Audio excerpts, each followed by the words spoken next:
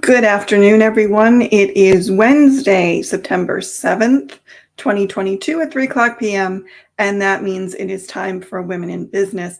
I'm going to give you a little heads up. StreamYard seems to be a little glitchy today. It's been hanging up a little bit. I'm not sure if it will do that during the show or not. If it does, sorry about that. It is a streaming service. Sometimes the streaming is not as smooth as other times, but we will persevere to have our discussion for today. Now, before I get into the discussion, as always, I want to say thank you to all the people who have been supporting this show on Patreon and on Buy Me a Coffee. It means the world to me. You have no idea, not only to know that you like the show and you get something out of the show and you think the show that should continue, but that you're willing to support it with your hard-earned money. I don't think there are words to adequately explain how much that means to me. So I appreciate it very, very much. Thank you to everyone. If you are interested in supporting the show and you want to know how to do that, the links for the Buy Me a Coffee and the Patreon are on the Women and Business Facebook page, which you can find here. And if you are interested in doing that, that would be wonderful, and I would greatly, greatly appreciate it. This show does not exist without all of you commenting and listening and supporting. And honestly, as I said when I initially announced that I was going to do a Patreon and a Buy Me a Coffee, that was because I really wasn't sure at this point. I wanted sponsors just because I like having the freedom to have discussions like the one I want to have today. And when you have sponsors, they sometimes can have the ability, and I don't know what the deal is with the hands here, but for those of you that are listening to just the podcast version of this, then you aren't seeing the hands, obviously, but I wave them around a lot. So basically, I just want to say thank you. That's the long-winded version of me rambling.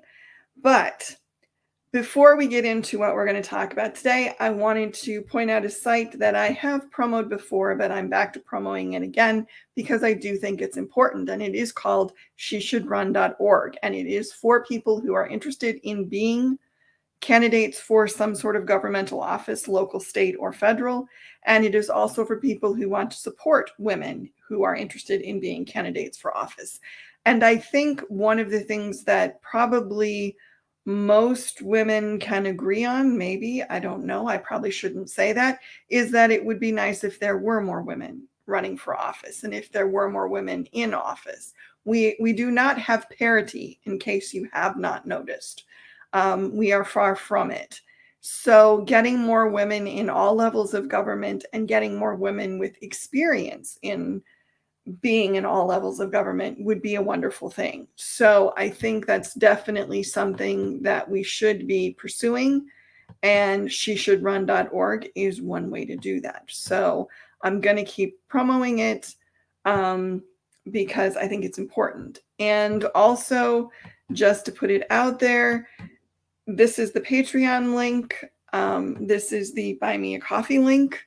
If you are interested in supporting the show, those are the places in which you can do that. And as I said before, it means the world to me. And thank you so much to everyone who has supported. I'm working on getting an end bumper where I can list the donors and the sponsors for the show. I haven't quite managed that yet. Just because I'll admit I'm terrible at this kind of stuff, but I'll figure it out and I will get it done. And eventually there will be a bumper at the end that will list everybody who has been gracious enough to support the show. So you have to bear with me on that stuff, though, because I'll admit it, it's not my best skill set. But why we are here today, the discussion is basically talking about what we leave for future generations and how we leave it. And to do that, I'm going to talk a little bit about the history of women's issues, women's rights, women's advocacy, women's activism, whatever you want to call it.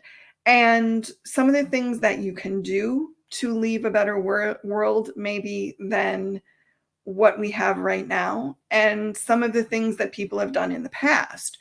And I'm also going to talk a little bit about some of the assumptions that we have that maybe are not as accurate as we want them to be. And I understand this may be a controversial show for some people. I also am fully aware that not everybody believes as I do. My policy on that has always been, as long as you've used your intellect and you've done your research and you have a good grounding in why you believe what you believe, I am going to practice, as Eric Campbell would say, the principle of charity, and assume that you are doing whatever you're doing because you think it's the best way to get to the best result. Not everybody is I'm probably not right in assuming that about everybody, but I'm going to do it anyway. So I like civil discourse. I like discussion. I like alternative points of view. I do not like anything that is racist or sexist or pejorative or rude or mean or trolling or any of that.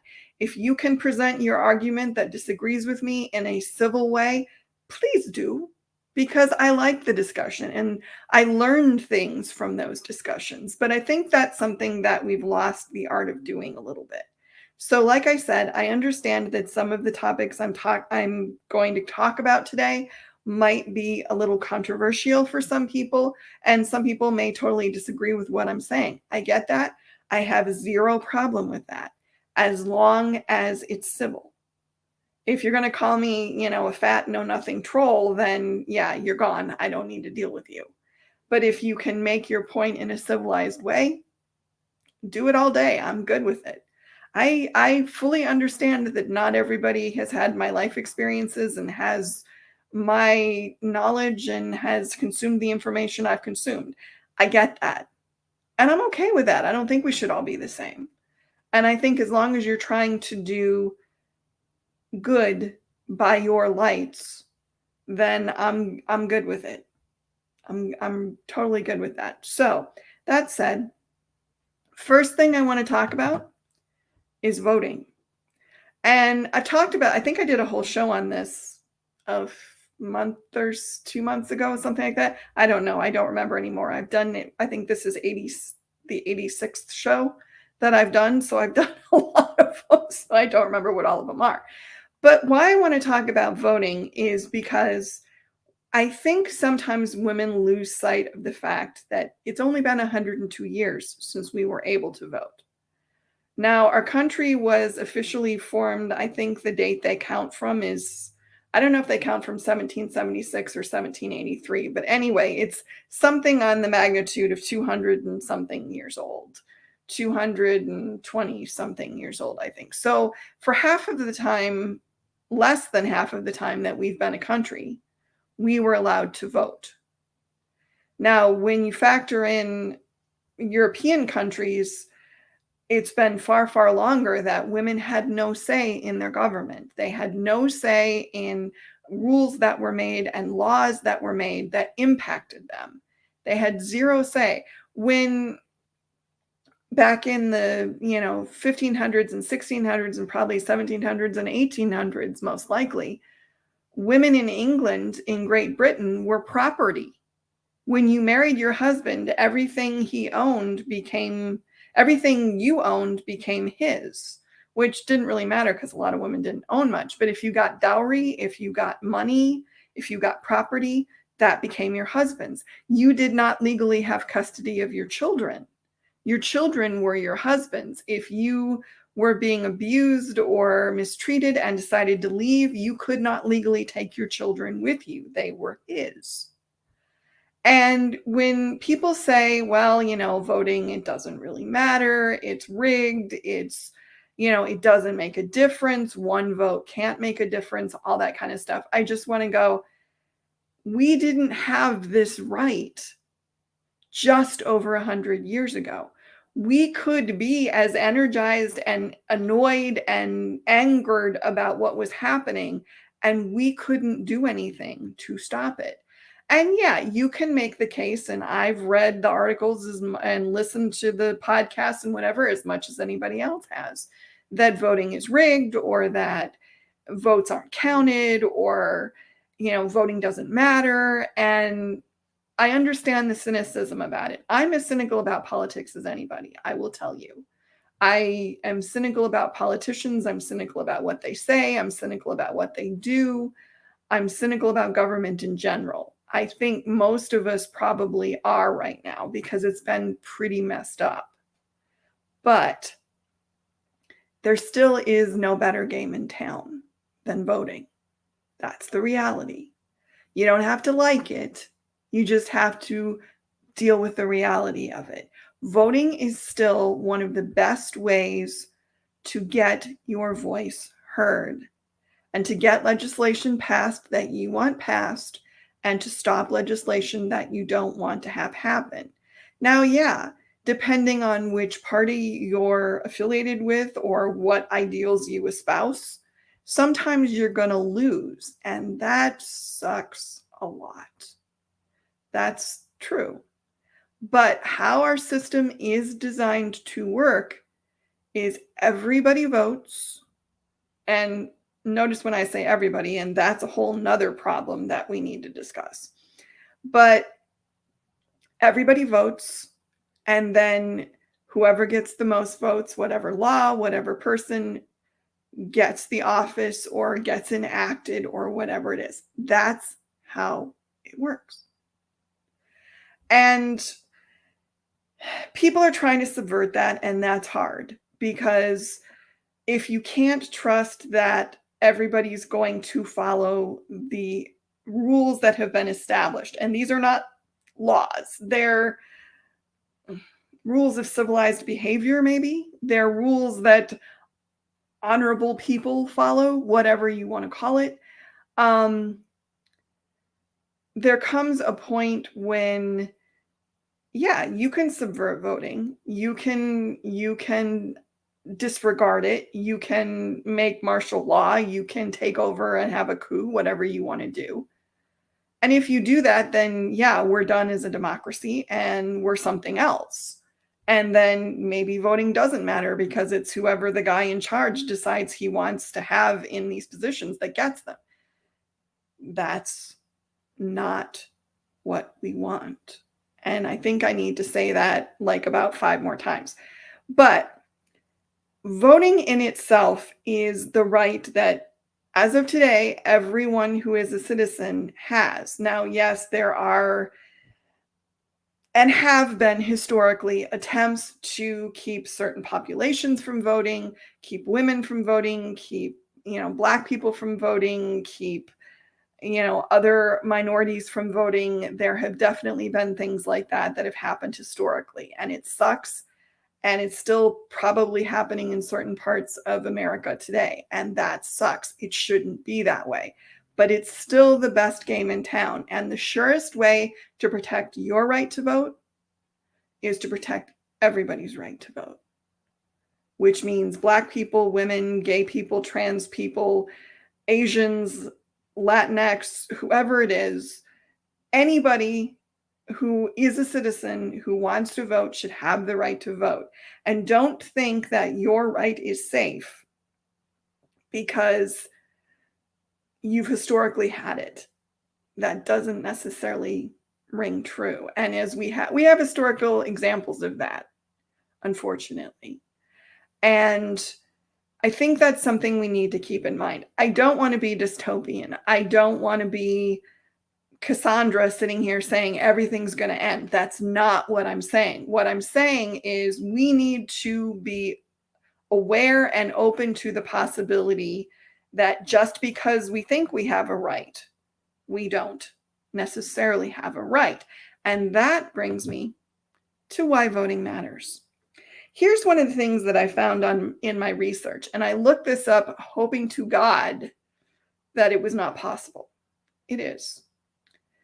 That's this. Right now, there is a 19th Amendment to our Constitution that says women have the right to vote. It has been in place since August of 1920, was when the final state ratified it and it became an amendment. It's been in place for 102 years.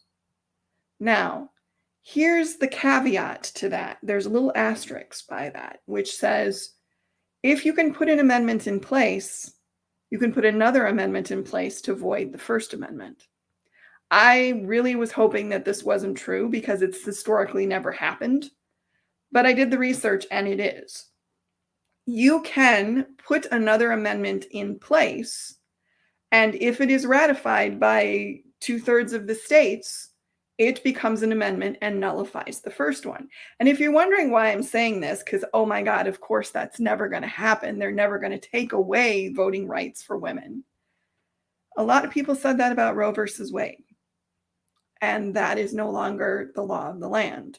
And I understand it's a controversial thing. I understand there are people that think that's the best thing that ever happens. I understand that from a legal standpoint, there were people who felt that the original law was shaky at best and the thoughts behind it were shaky, and it's good that it went away.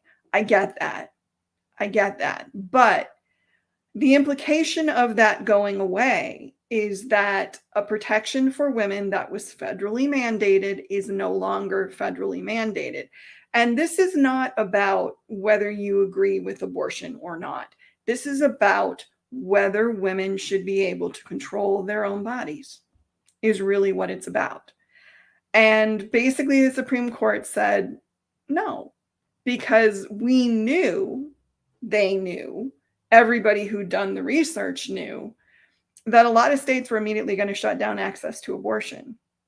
That some states already had laws on the books that as soon as Roe was no longer law, as soon as Roe was struck down, they were going to strike down abortion in their state. We knew it. And it still happened. Now, why voting matters? If you feel strongly about these issues, if you feel strongly about preserving your rights, you need to vote for people who will do that. And it doesn't matter which side of the issue you're on. Do I think, I will be fully upfront. I don't understand anybody who has a problem with the right to choose. I really don't get it. I understand that there are people who are very anti-abortion, and I think they should not have an abortion. And I get that. I totally get that. The choice to carry a baby or not carry a baby is a very personal thing. But there's a difference between that choice and saying everybody else doesn't get to choose either. And that's where my problem is. And this is why voting matters, because it's a slippery slope. You think that it's just one thing, and you think that maybe it's not a big deal. And then other things start happening. And then pretty soon you are finding out that the rights you thought you had aren't the rights you have. And no, voting isn't necessarily going to ensure that those rights stay your rights. But if you don't exercise your right to vote, then it's entirely sure that your right could be taken away. And yeah, am I being a little alarmist? Maybe. But it's a scenario that's possible. And it's not that far away. And as much as I'd like to think that people would stand up and say no, we have historical precedent that that doesn't always happen. I mean, there were concentration camps in towns, and there were people living in those towns swearing that they didn't know that there were hundreds and millions of people being killed in their town. I mean, that was, and granted, that was what, 70 years ago now, but 80 years ago now, but that's not that far away. So voting matters. Voting matters even if you think it doesn't matter on the federal level. It matters on the state level, and it matters on the local level. If you care about what's happening in your town, if you care about what's happening in your schools, if you care about what's happening in your state, vote on that level and research the issues. Know why you're voting for what you're voting for. Don't just listen to what people tell you. Do the reading. Read stuff you don't agree with. Read people that you think are the biggest fat heads you've ever read. And listen to people who are the biggest fat heads you've ever listened to. It's annoying as hell, but it's helpful too, because you understand all the sides of an issue. We have a tendency as people, and certainly social media has exacerbated this, I will definitely agree with that, to stay in our bubbles, to kind of only consume information that reinforces what we already think and what feels comfortable. I'm here to challenge you. Find somebody who totally espouses a belief that you think is the biggest load of crap ever and listen to what they're saying. Read what they're writing. If you can, invite them for a coffee and have a discussion. And do it with the sense of, I think you're full of crap, but I want to listen to you. Or maybe not even with that sense. Do it with the principle of charity. I think you're full of crap, but I also believe you're trying to do good by your lights. You're trying to do good based on what you believe. It's trippy, man. Because sometimes when you talk to someone who doesn't necessarily agree with what you agree with, you learn something that maybe you didn't know. Sometimes your opinion changes. And at the very least, you've got a better understanding of whatever the issues are and why people may believe differently than you do. It's an intellectual exercise, but it's also something I think we all need to do more of. We all need to be exposed to people who don't necessarily agree with us and who've had different life experiences, and those different life experiences have made them think of different things. And all this stuff circles back to why voting matters. Voting is a way to put your opinion out there. And yeah, it's one opinion. But you can also advocate. You can also get political. You can also talk on shows like this. You can also support people through SheShouldRun.org and other organizations like it. You can donate to whatever political party you support. You can participate in surveys. You can do all these things to help influence what comes up for a vote. All this stuff is hugely important, but the most important reason to vote is if you don't, someday you might not be able to. And I hope, oh my God, I hope that I'm being completely alarmist. But, like I said at the beginning of this show, this isn't just about us. This is about the people that come after us. So we're voting to ensure their future too. And we're voting to ensure that it's a good future. So get educated, get informed, and use your vote. And yes, this is a little bit of a preachy show. I do not apologize for that. So, women's activism. Now, okay, sometimes the women's activism is a little bit interesting. I'm thinking of pussy hats and things like that, where it's kind of like, come on, really? But I also think there's a lot of women's activism that is useful. And women advocating and being active to support women's issues is an important thing. And it doesn't have to be, let's make pasteboard signs and go out in this big march. It can be, and I think sometimes that's beneficial. But it can also be writing an essay for the local paper. It can be doing a show like this. It can be going to your daughter's class and talking about the history of women's rights.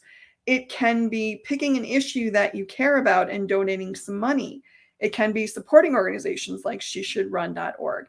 It can be any number of things. If you're a decorator or a screen printer or whatever, it could be making shirts or placards or keychains or tumblers or whatever for an organization that advocates for women's rights. It could be any of these things. And women's activism gets a bad name a lot of times because it's the rowdy women or the loud women or the strident women or I don't even know what the other words that they're called. I don't really want to use on camera, but people get energized by women fighting for what they believe in. When the women were advocating in England to get the vote, and I should call it Great Britain, I call it England, but when they were advocating to get the vote, there were Emmeline Pankhurst was one of the leaders, and she advocated violence. They were throwing rocks through post office windows. They were throwing rocks at houses of parliament. They were, blowing up mailboxes. They were having riots in front of, various government officials. They were doing all this kind of stuff because nobody was listening to them. So they had to step up the violence to get noticed. Do I necessarily think that's a good thing? No, I don't. But I understand the impetus to do it. And unfortunately, they suffered a lot for that. A lot of women were put in jail and they would do hunger strikes. And some of them were force fed with a tube through their nose, which is very painful and horrible. And some of them had it happen to them multiple times. It was not nice. But they kept at it because they were dedicated to their goal, and this is the route that they chose. I don't agree with it. Personally, violence, I would hope, is the last resort of anything. But sometimes it is the last resort. Sometimes if you want to get heard and if you want to break up the status quo, you have to get a little rowdy. Now, hopefully you don't hurt anyone who's an innocent bystander, and hopefully you don't cause so much harm to yourself or others that somebody ends up dead. But, that's a whole different thing. But women's activism, the history of it is women being willing to put themselves on the them to pursue women's issues. The history of women getting the vote in the United States, it took them 100 years from Seneca Falls to when the last state ratified, just about 100 years to get the vote. That's insane. Can you imagine working that's generations of women working for this goal and putting up with it and getting close and then not having it happen. That's gotta be just deadening. And how do you feel like a full citizen of a country that you realize doesn't count you as a full citizen of your country? How do you feel safe when you realize that you aren't counted as a whole person? It's a question. So these women were activists. These women kept fighting. And the women today who are fighting to stop sexual harassment, who are fighting for equal rights in the workplace, who are fighting, stay-at-home moms who are fighting for respect for the job that they do and for, family leave and equal parity and all that kind of stuff. They're all activists and they're all working to make the world a better place. And that would be why women's activism, that was harder to say than you would think, is important. And here's the other reason women's activism is important. Because women know what women need. And that's not to say that men don't care.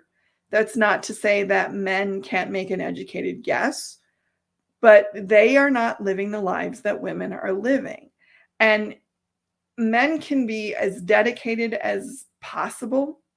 But if you are, and I will qualify this, if you are a straight white male, you are never going to understand what it's like to be a woman or a homosexual male or a male of color. You're just not, because you are hardwired to have privilege. And I'm not saying that to say we should hate men, we should hate white men, or we should be down on white men, or we should refuse to work with white men, or we should assume that white men are prejudiced. That's not what I mean. I'm just saying, if you are a straight white male in this society, and historically, as far back as we have records, pretty much, you're privileged. That's just the reality of the situation. And one of the things that is really hard for me is when we talk about some of this stuff, people don't like talking about the reality of it. And the reality of it is, if you are a straight white male, you have a leg up automatically, just from being born in that category. Now, that's not to say that there aren't straight white men who are poor. There's not to say that there aren't straight white men who are abused. That's not That's not what I'm saying at all. I'm just saying, as a general rule, you need to be aware of that. And I think also, as a straight white woman, I need to be aware of that, that there is a privilege that comes with being the color that I am and the sexual orientation that I am, that even though there are levels of prejudice that I experience, it's not the same as if I were a woman of color or if I were a lesbian or something like that. And I understand that. It's something I'm still learning. And it's something that, honestly, I had always assumed that I was very aware of that. And then it kind of got driven home to me in a couple of different ways that I wasn't as much. And that's something I think we all need to be aware of, is that we have a certain level of privilege and we need to sometimes back off and let other people do the work. And that's also why women's activism is important, because you can be an ally for others. You can be an ally for women of color. You can be an ally for women who are gendered differently. You can be an ally for those people. And that doesn't mean you run the conversation. It means you support the conversation. You support what they're trying to do. And it's not all fun and games. I'm fully aware that doing this show is probably the most controversial show I've done. And there are people out there who may not like that. I get that. I hope that it doesn't engender anything bad, but I understand that there's a risk. And that's why I kind of put off doing this show, because I really needed to be clear in my head that I thought this was important enough to do. And I'm not saying, that I think anything bad is going to happen. I'm not saying that I want to be anointed as some sort of, heroine for doing it. That's not the point. The point is that there is a backlash that can come for speaking out. And that's why women's activism is important too, because we need to stick together and we need to support each other and we need to call out the people who are being jerks, for lack of a better word. And we need to call out the people who are abusing us, and we need to tell the stories, and we need to make sure those people are no longer in a position to do what they're doing. That's why women's activism is important. If I had one wish for young women in the future, it would be that they didn't have to worry that they were going to get judged solely on their appearance or valued solely for their appearance. That they didn't have to worry that the creepy guy that smiled at them on the bus was going to follow them home. That they didn't have to worry that if something did happen to them and they told about it, they were going to be shamed or ignored. That would be wonderful, because I have been in those situations and I know what it feels like to tell someone your pain and have them make it your fault. It's not fun. And I also know what it feels like to go to the people who should give you justice and think that it's not going to happen. And you want to talk about why women don't turn their abusers in and don't turn the people who hurt them in. It's because they don't trust that they're going to get treated with respect and that the outcome's going to be positive. And that's a sad, sad thing. So that's why women's activism is important too. And this next word is the dreaded, feminism. Here's the thing I want to correct, and maybe connect to about feminism, is that feminism is not what people say it is, which is a bunch of strident, ball-busting women, feminazis, some people call them, who are out to make this a matriarchy instead of a patriarchy. That's not what it's about. Feminism is about having equality for everyone, men and women, having us all be equal with equal opportunities, equal protection under the law, equal rights, all of it. That's what feminism is about. Now, it's also a buzzword.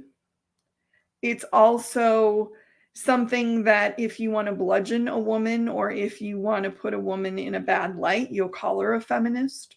And there are also a lot of women who will say very quickly, if the conversation turns that way, I'm not a feminist. I believe in women's rights, but I'm not a feminist. I don't really know how you can believe in women's rights and not be a feminist, since that's pretty much what feminism is about.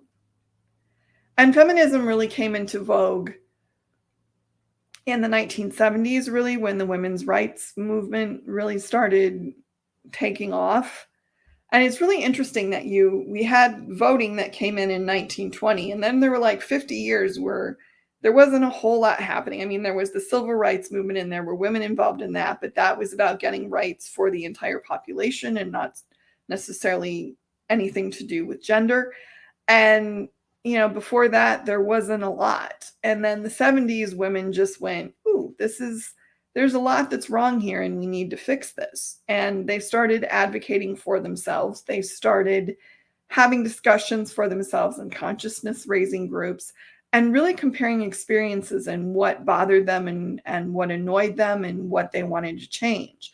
And a lot of the attitudes that exist today come from those women in the 70s and come from the formation of the feminism philosophy. And do I love the word feminism? Not really, because I think there's too much baggage around it. I'm not sure what I would call myself, honestly. Feminist is probably the easiest term, but I don't love it, and I tend to shy away from it just because I know there's some controversy that's attached to it. But I think it's something that we need to have conversations around, and we need to have conversations around, what do we think it is? What is it really? What does it mean? If we don't use that word, what word do we want to use? All those kind of things. Because what I do on this show is basically feminist, honestly. I'm talking about ways to make things equal for everyone. And I talk about it from a female point of view because, hi, female. And I talk about it because women have some catching up to do. And yes, still. And I talk about it because I want the women that come after me to not have to talk about these issues anymore, because some of these issues we've been talking about for 200 years, or not talking about, as the case may be, in the case of sexual harassment and sexual abuse and that kind of stuff. So that honestly is what feminism means to me. And I think what we need to do is deal with the fact that feminism isn't what a lot of people think it is. Feminism isn't about burning your bra. I mean, burn your bra if you want to, go for it. But that's not what feminism is about. It's about equal rights for everyone. It's about us all having a level playing field. And yeah, I am fully aware life is not fair. I am fully aware that everybody has their own capabilities. And even with an equal playing field, some people are going to do better and some people are going to do worse. I get that. I would just like us all to start from zero. That's all I want. I don't want some people starting from 0 and some people starting from -5. That's all I'm saying. And I think we need to get over the idea that if you say you're a feminist, if you say you espouse feminist ideals, that you're anti-men, that you're this strident, protester who's going to cause waves all the time, that you don't like men, that you don't like sex, that you, whatever it is. I think we need to get over that idea. And I think we also need to get over the idea that there's only one way to be a feminist. There are books out there. I think Roxane Gay wrote one. Actually, I think I read it, called Bad Feminist.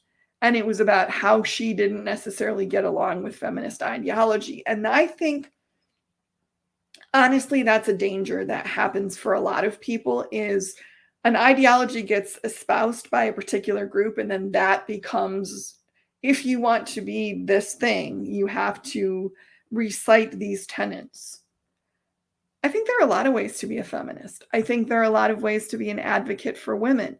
I think there are a lot of ways to be an advocate for yourself. I think there are a lot of different ways to come at this. And I don't necessarily think that one is better than the other. And I don't think anybody else should either, honestly. I think we spend too much time how do I want to say this the right way? I think we spend too much time putting cages around things. Maybe that's how I want to say it. We decide if you're a feminist, you believe A, B, and C. And if you're, a Christian, you believe X, Y, and Z. And if you're if you're a Muslim, then you believe, D, E, and F, whatever it is. And if you don't believe those things or espouse those views or behave in this way, then you are not that thing. We're human beings. Everybody has their own way of going at things. And I think you can be a feminist in a million different ways if you want to. Or you can be a feminist and never say you're a feminist. You can be a feminist and say, I am not a feminist. I think we need to stop wanting people to walk in lockstep. And we need to just accept that there are a lot of ways that we can go at this stuff. And like I said at the very beginning of this show, as long as you have done your research, as long as you've used your brain and you've thought about why you think what you think and why you're doing what you're doing, and as long as you're doing it because by your lights, you think it's the best thing to do and will create the most good, then I'm in your corner. I may not agree with you. I may think you're completely misguided. I may actively fight against whatever you're trying to do, but I'll respect your right to do it, and I'll accept that it's your viewpoint and you're doing it because you think that it's the best thing to do. So as far as feminism goes, I think there are more ways to be a feminist than most people are willing to admit. I think that it is not a bad word. I think that more of us need to use it more often. And I think that we need to define it for ourselves. So think about that, because it's important, because part of what we leave for the women that come after us is, how do you advocate for yourself as a woman? How do you stand up for yourself as a woman? All this stuff matters. So why we're talking about this: greatest issues facing women today. There's a lot of them. Equality in the workplace, getting more women into higher level executive positions, getting more funding for women who are running their own businesses, supporting women who have children in terms of childcare, in terms of prenatal care, in terms of maternal care. All that stuff is important. Sexual harassment, sexual abuse, we've made some strides there, but not enough. All that stuff is in there. In other countries, there are women who are, genocide against women, basically. Women who are being raped and abused, child marriage, all that kind of stuff. In the United States, a lot of the stuff that I listed earlier, I think, is still there. I think reproductive freedom is something that's now coming up. I think getting listened to, getting more women in office, just being respected as people and not just as containers for children or sexual beings. And don't get me wrong, there's nothing wrong with somebody thinking you're sexy or desiring you. I think that's great. But if it's the only thing that they're looking at you for, and if it's the only judgment they're making about you, then that's a problem. And I think too often women are still reduced to their appearance and their age. And I just did a show on that last week about invisible women. And I think that's sad that, given how old people are living to today, you can go roughly half your life being considered a nonentity, basically, being considered not worthy of consideration. That's huge. That's basically dumping half the population when they hit 50. How does that make a better world?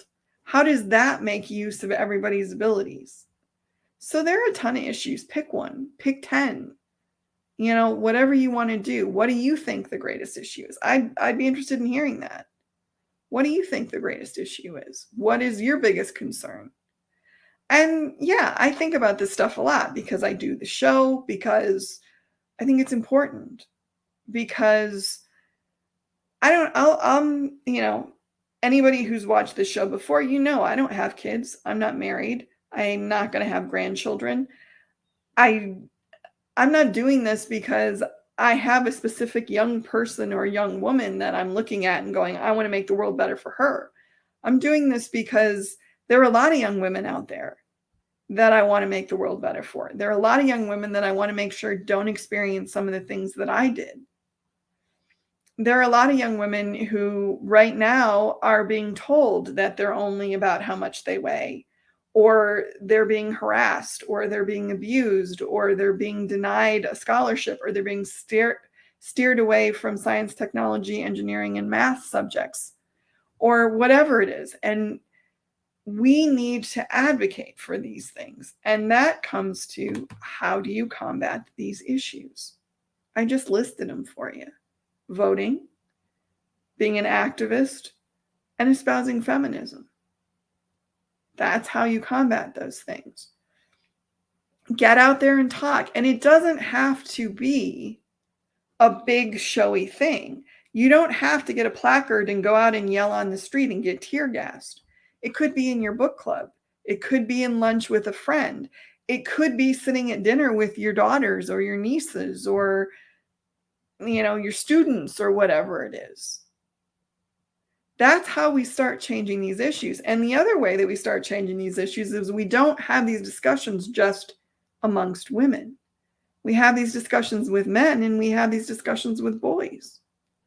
So that I think one of the biggest things we could do is start talking to young men and boys and letting them know about these issues and letting them know why these issues matter. We don't do enough of that, or we call them women's issues instead of humans' issues. And somebody said to me once, well, there's women's issues, but there's no men's issues. And I was like, that's because we think everything is a man's issue, which is honestly kind of true. So we need to discuss these things not as women's issues, but as human issues. As issues that impact all of us, as issues that if we fix them, will make things better for everybody. And that's really it. If you care strongly about an issue, vote. Make your voice heard, even if you're cynical about it, even if you think it's not going to make any difference. Still do it, because you never know. And if you feel strongly enough about how you're going to vote, tell other people, influence them, try to get the vote out in your community, try to make sure the people in your family vote, try to make sure the people around you vote. Support other people. Go to sites like sheshouldrun.org and support a candidate who espouses an issue that you like. Communicate with candidates when they ask you to. All these things make a difference. And if enough of us do them, we can make significant change. And don't get me wrong, at the end, that's what this is all about. Changing the things we don't like, making the future and the world better. I am a huge fan of Star Trek. Always have been since I was young. I used to watch the original series on reruns on weekends. I've watched all the subsequent series. Don't love all of them, but I've watched them. And am still a huge fan of Star Trek, and am still a huge fan of the values that Star Trek espouses. Star Trek doesn't give us a perfect future, but it gives us a better future. And granted, it's a better future circa 1960, the early 1960s, which was when the original series was created. But there's a lot of hope in that. There's a lot of hope in that future. And I like that. And I want to have hope for our future. And I think if you want to have hope for the future, you have to do what you can to make sure it's better. And I understand, like I said, that better is going to be different for every person. But I think we all need to try to make it better based on what we believe better is. And if we're all working at that, Maybe we don't get a perfect future, but maybe we get a future that's better than what we have right now. And I think that's a goal worth doing. So that's about what I got for you today. My voice is starting to go. And I do thank you all for coming and listening to me while I talk about all this stuff. And I'll be honest, this is a philosophy in process. I'm still working some of this stuff out in my head myself, but talking to you about it helps me understand more of what I think too. And I also think talking to you about it maybe will help you understand a little more of what you want. And I think that's important too. So thank you, everybody. Thank you for listening. Thank you for supporting this show. I will be back next week and we'll see what we have then. Thank you. Have a good day, everybody.